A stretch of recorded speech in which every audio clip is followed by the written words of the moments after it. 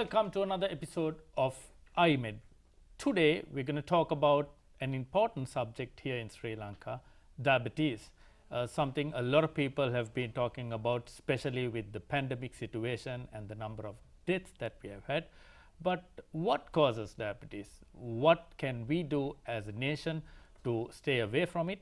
And if we do get it, how do we control it? Because as we know, there is not a absolute cure for it, but a control. So to talk more about this particular subject and to get to know the experts' view and as to what we need to do as a patient or as a nation or a society, we do have with us Dr. Noel Somasundaram, who is a consultant endocrinologist, diabetes and hormone center. A very good evening to you, doctor. Good evening. Let's start off with, doctor, what is diabetes? Yeah, diabetes is actually a complex of multiple disorders. Although we diagnose it based on diabetes as a blood glucose alone and only know it that it exists only when the glucose rises above 126 milligrams per deciliter, it actually is a multi-system disorder. It affects most of the vasculature, the arteries of the body, it affects cells of the body, the brain, the kidney tissues, the eyes, nerves and so on. So, it is a condition of insulin resistance within the body, and on the other hand insulin deficiency, that the pancreas can't cope with the demand, and that is why the glucose rises, and so that is when we diagnose it. But as a result of the insulin resistance, lots of things go wrong. Inflammation, multiple hormones go wrong, like GLP, which is an essential hormone, goes down, inflammation sets in, damaging tissues. So, that is why I said it is a multi-system disorder affecting almost every tissue in the body, although we identify and treat it primarily based on glucose. And doctor, talking about diabetes, there are many types to it, and Yes. we talk about type 1 and type 2 in particular.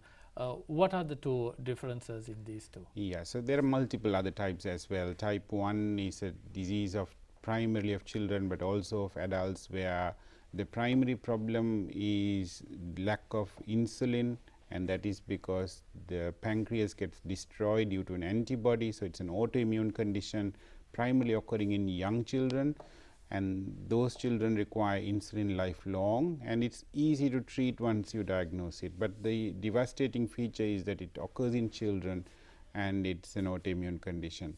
Secondly, the commonest and the one that has caused worldwide devastation and rise in its numbers is this the other pandemic that we see is the diabetes, which is the type 2, which is due to obesity and lifestyle changes, where insulin resistance is the coexisting feature, and when insulin can't be produced to meet all the demand of the body, then you have hyperglycemia or high blood sugar, and that becomes a problem. And doctor, as you very clearly said, this is about the lifestyle changes that as a society, as a nation, or globally, everyone's going through.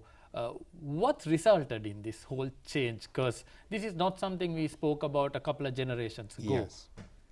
Yes, actually in 1990 diabetes was a very rare condition, so rare that in rural communities you wouldn't even see it. It was only found in 2% of the rural folks in Sri Lanka, and in urban folks you would see it in 5% of the population. So, it was very rare, and we would see it in those who were elderly more than 60 years when they had complications.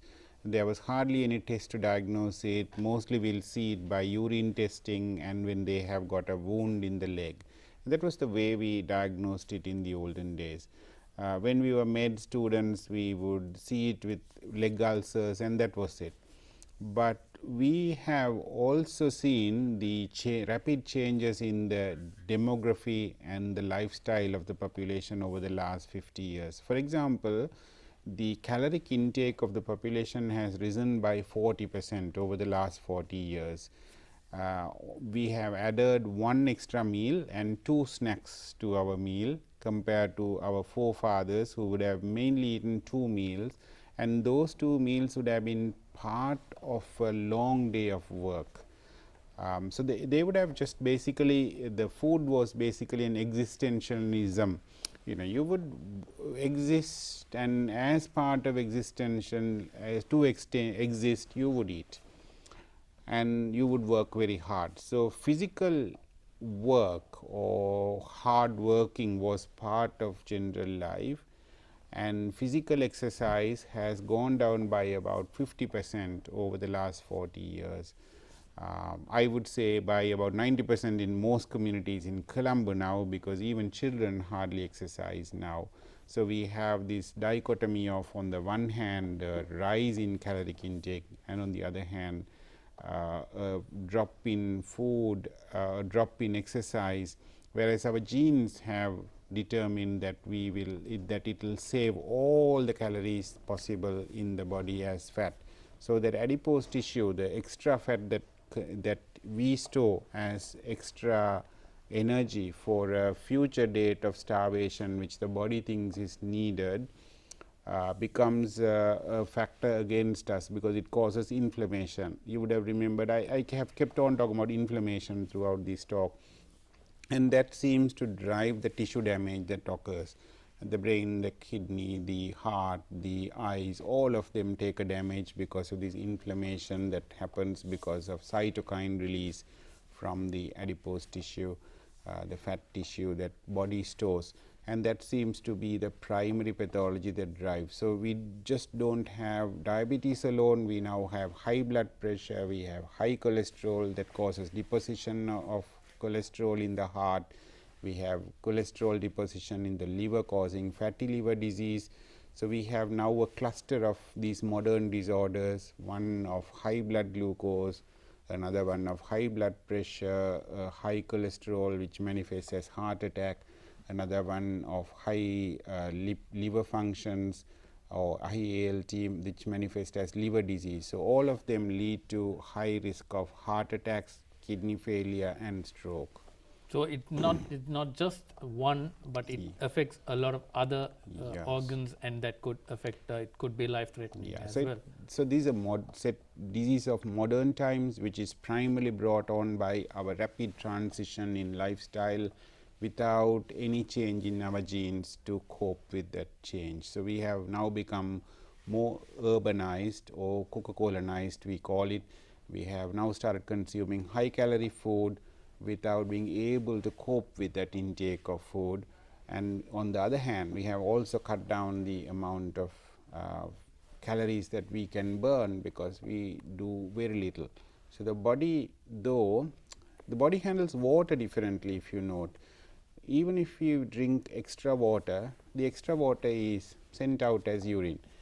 The food, though, the body stores every bit of food, it stores as adipose tissue, and that is where the problem lies, and that adipose tissue creates problem to the body.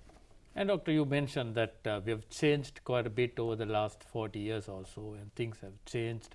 A lot of people nowadays think of dieting is a way of moving away from all of this. Is that a good thing or a bad thing? Yeah. So, once again, if we can go back, understand the root causes of what is happening in our life and try to go back. So, you can see that when I say Coca-Colanization, I am also talking about packaged food and how the processed food is affecting our health, and how increasing use of salt and other preservatives and the various ways in which a commercialized food would be processed can cause cancers in future and other health risks. So, you can see that this modernized food concept, where you get food in a packaged way, which is high in food nutrition and is tasty, but is horrible for our body, because it is high in salt, but very palatable because it is oily and sweet, and high in carbohydrates because it is addictive. So, we have got this addictive tendency to food that we keep on. So, if we look at that as a problem and then try to change to more natural types of food, I am not saying we so we go back to non-processed food, which is more vegetable, more protein, less carbohydrate, less fat and less salt, then yes, then we have switched back to much better way of eating that is best suited for our bodies.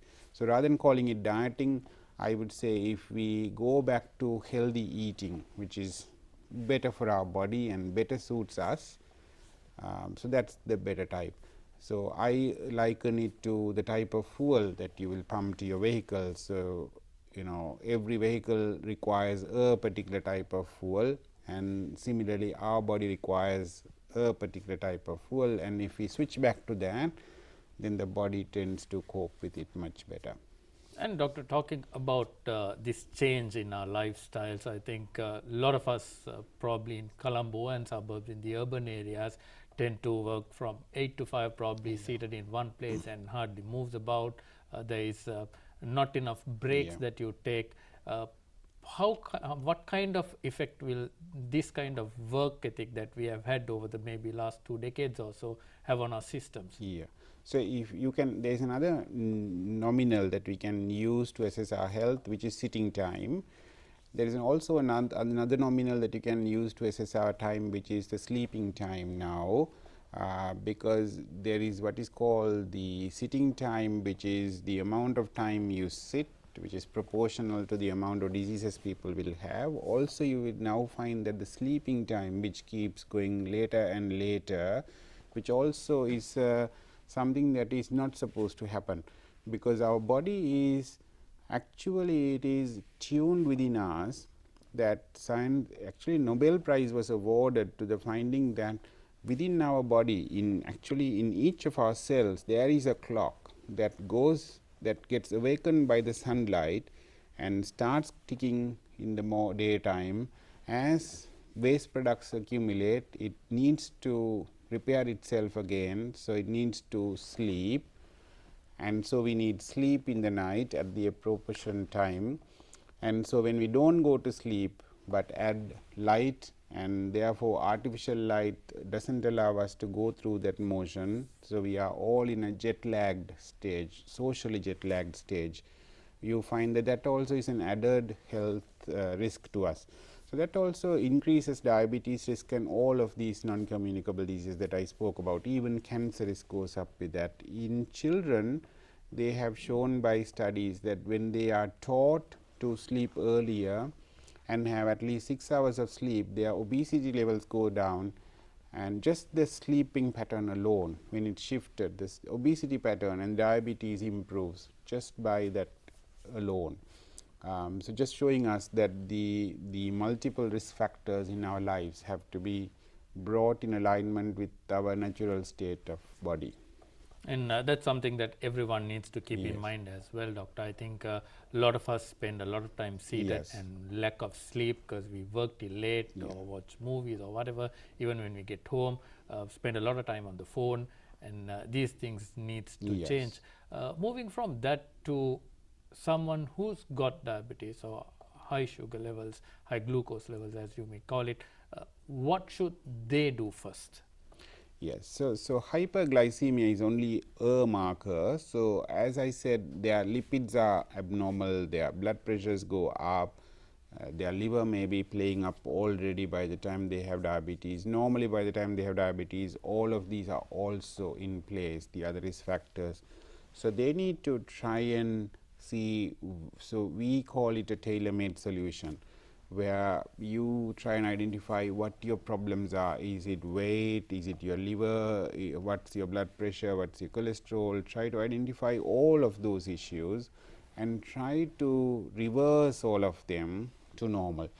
So, if they can, it is not impossible, it is actually possible to control all of them down to normal. If that is doable, or if it is done properly and maintained like that from the time of diagnosis till the end, then they can live a normal life, free of complications and free of everything else. So, it requires lifestyle changes, which we spoke about earlier, dietary, exercise, which I spoke about, sleep time, maybe usually medications to adjust all of these risk factors. But once it is done, the studies show that it's perfectly possible to prevent complications, including cancers, because cytokine release, this inflammation always causes tissue damage in the body and leads to even cancers in diabetes, like breast cancers, colon cancers, etc., are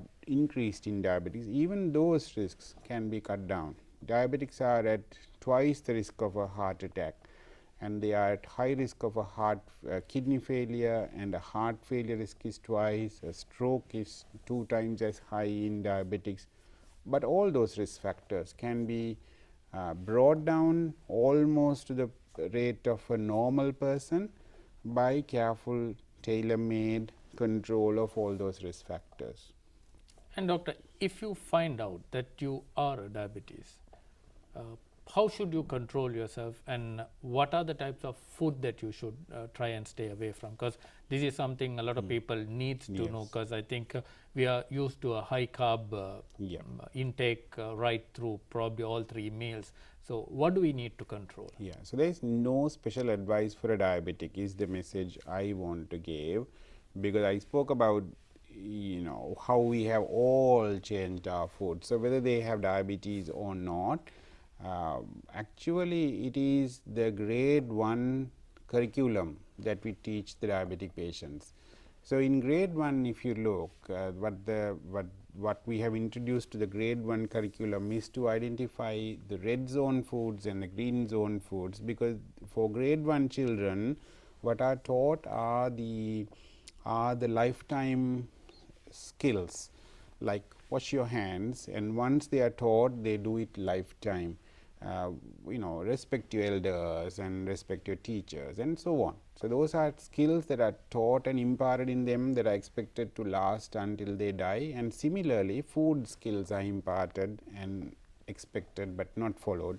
So what we want is for the entire population to follow that particular type of advice, to look at green zone foods, which are the healthy diet, the vegetable and the sugar-free food, and lower amount of carbs as healthy to be eaten freely.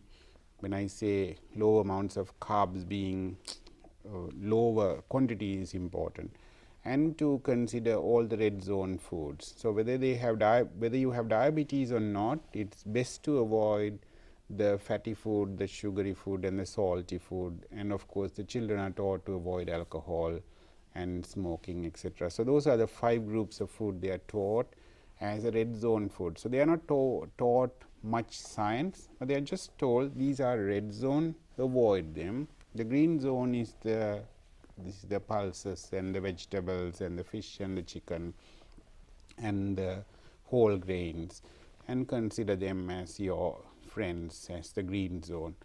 And so even when somebody has diabetes, what we ask is to go back to those core concepts of no sugar, no fat, no salt kind of a concept. So there is nothing secret about a diabetic diet. Actually, it's going back to what is best for the body, because sugar after all is only a 100-year concept. Actually, our previous generations didn't have sugar. It was actually only industrially manufactured 100 years ago, and now it's considered the biggest addiction of the world, not other drugs but sugar, because almost 7 billion people are addicted to that now.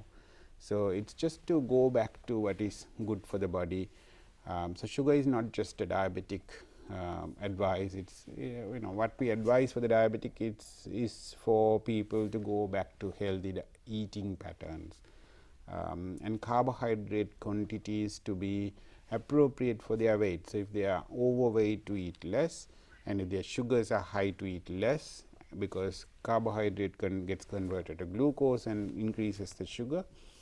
So otherwise, to eat more vegetable and more proteins. So those are the in basic.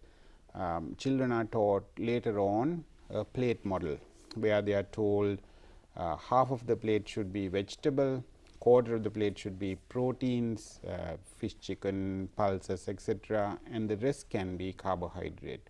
So that's the one we teach the diabetes patients also. And doctor, taking a leaf from that, you mentioned about how we need to change, and most of what we have seen is probably a generation or two old, because a lot of things have changed over the Yes. last 2 decades or so. So in case you have a high diabetes situation, some of the patients do take insulin on a Yes. day-to-day basis, morning and evening. What should they do to control themselves? Because I see certain people take maybe it's 20 to 30 in the morning or in the evening. So Yes. what do they do? Yeah, so the core to diabetes is once again the basics plus medication. So the basics are for everyone: proper diet, low carbs, high vegetable and protein, and of course exercise for everyone. 1 hour of exercise is essential for everyone, because it's not just for diabetes control, it's about future health and how your skin and your brain works and your heart works and your pressure control, and of course the mobility in future. So well-being, cancer prevention, all those benefits for future are dependent on regular exercise. So it's about fitness as a whole, plus medications. So medications are tailor-made to each individual. There are some individuals who can get away with as little as 6 or 7 units. Particularly the basics are kept. They can get away with less medication. Those who don't exercise tend to be having more fat in their body and therefore more insulin resistant. Therefore, they might need higher insulin requirement. And also, as diabetes advances, as you said, people require more insulin because their pancreas require production. The beta cells have become weaker and weaker, and they may require more and more insulin. So that again we tailor make for them. So the best is to check the HbA1c, which is the average glucose control, and we try to keep a target of 6.5 for most diabetics and 7 for the elderly diabetics. To get there, they can adjust their insulin doses. Usually most people on insulin will require their finger prick glucose also, so that they can adjust it and vary daily, and once it's done, they can also have a hypoglycemia free normal blood sugar environment. Right, doctor. Now, as a final, before we wind off today's edition, I'd like to know, for someone who's probably not aware that he's got diabetes, or probably because of they've not tested, at what age should someone actually go take a medical checkup? Probably a lot of people say after 35 or 40. Is there a particular age limit that you should actually go and see a doctor once a year at least? In US, any Asian or South Asian is considered very high risk. That is because our genes, the South Asian genes, put us at very high risk, and therefore anyone above 20 should get a check. By 30, if you haven't had, then thereafter you should have an annual check. So that's something for everyone to keep in mind. With regards to diabetes, it's all about how you take your food, what you do on a daily basis. As doctor very clearly mentioned, it's about how we have changed our lifestyles to what our grandfathers or our fathers did, because exercising has been something that we have given up totally, apart from a very few people. Food intake has changed so much, and it's a high carb, high protein diet that we take, and most instances it's processed food, things that we should try and avoid, and something for everyone, not just the diabetic patients, but as a society at large, all of us, something for us to follow, and those are really important facts for us for the future as well. We got to thank Dr. Noel Somsundaram for being with us and sharing your expertise, sir. Something for everyone to probably follow and maybe try and eradicate this whole thing, because as doctor mentioned, it's not something that is curable but controllable. So that's something for all of us to keep in mind. It's time for me to say goodbye on today's edition of iMed. Until next time, it's bye-bye from me.